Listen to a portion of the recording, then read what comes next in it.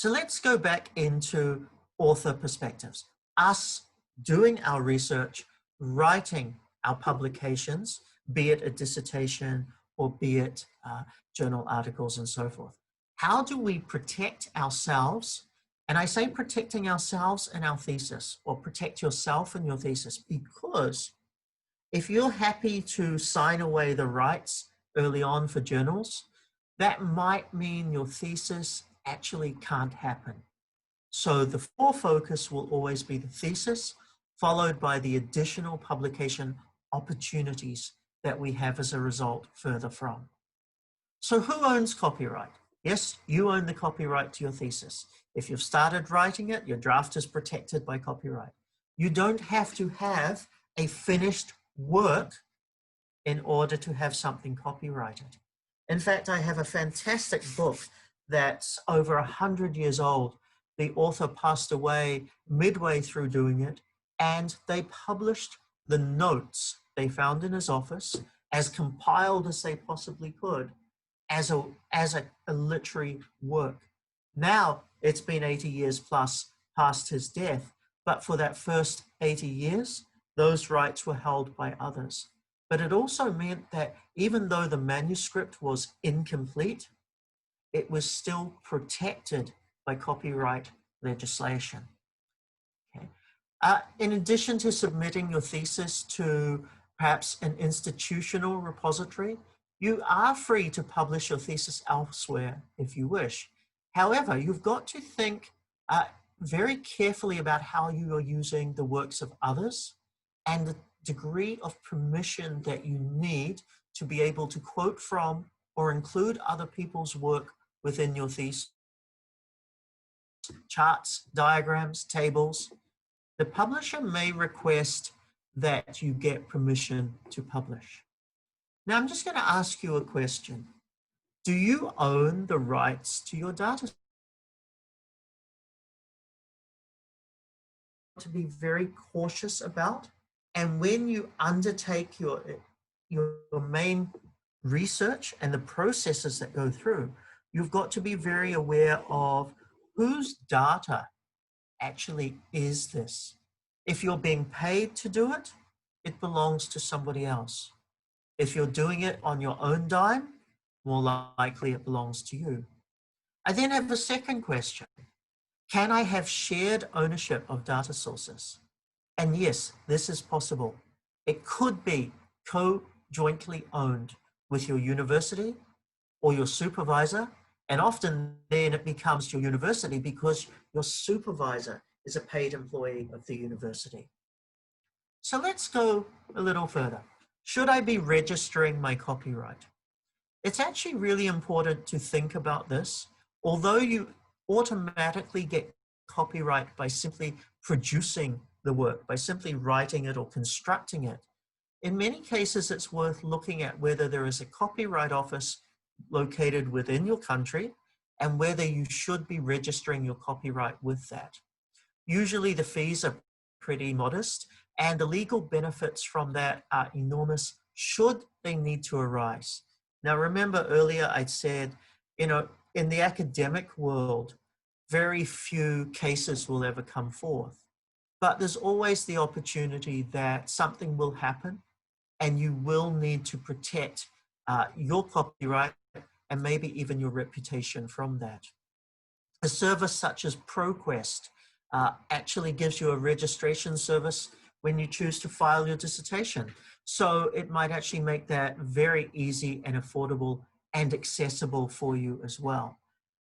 ProQuest as an organization, as a network, also helps to get your dissertation into particular libraries, for example, the US Library of Congress, so that every registered dissertation is now part of a searchable catalog and contributes to a varying library's collections. That means it's easier for future researchers to actually find your research. Since I know that we've got someone from the UK here, I think the British Library has a fantastic program at the moment. It's been running for several years, which actually digitizes every thesis submitted in the United Kingdom. But beyond that, what they've started to do is go to the major university libraries and digitize all theses that have permission in order to make them available for future researchers. So I have a book that I've been working on that's actually my mentor's book from mentor's thesis, sorry, from 1967. And unfortunately, I couldn't get that from him because he threw it away, thinking, of course, he's never going to use it again. I approached the British Library, and because I had a letter of authorization that was simply from the author who said, this person can have a copy of my dissertation. They charged me a fee. They digitized the entire dissertation for me, sent me an electronic copy for which I can only use it for certain realms anyhow.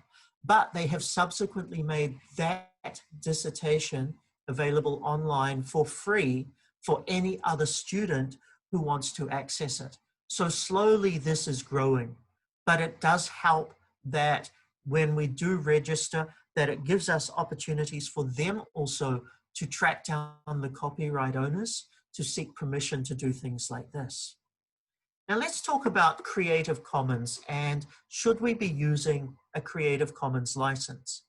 Creative Commons is a means for you as the copyright owner to share your work with others. The most versatile Creative Commons licenses permits any use of your work with attribution. That means reference.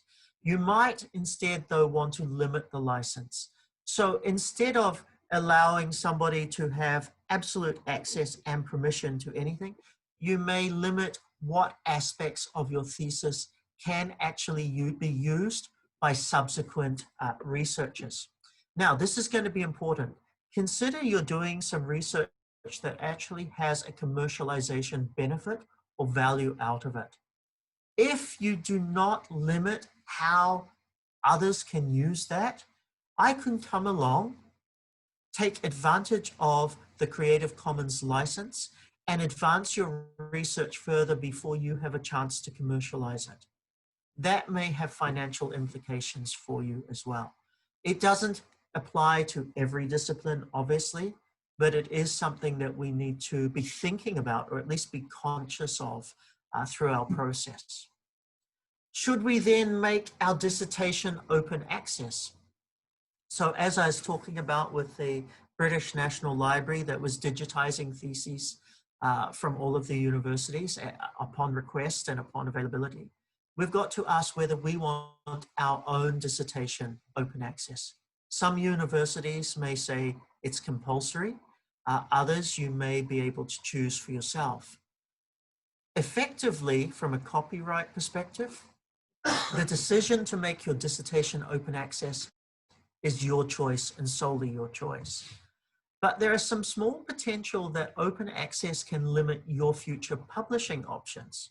So forget the commercialization side that I just talked about.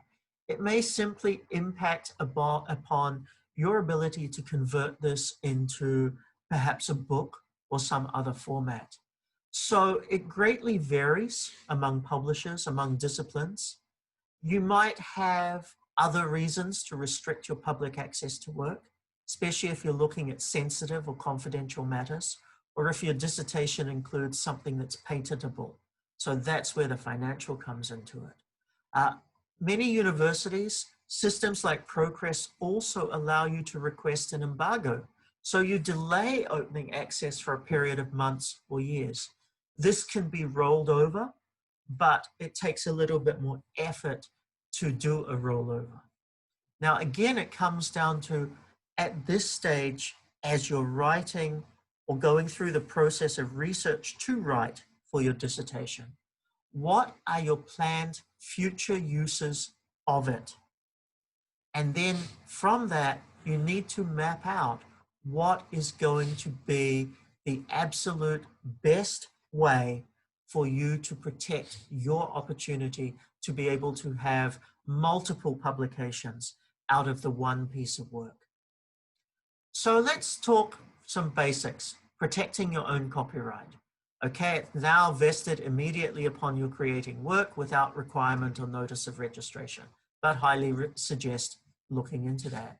You should still, as a very minimum, include a copyright notice on your dissertation or any work that you do. And that's as simple as copyright 2011 Jane Student, or the little c in the circle, the copyright symbol, 2011 Jane Student. It really just needs to be on every document so that there can be no misunderstanding as to who actually is the author.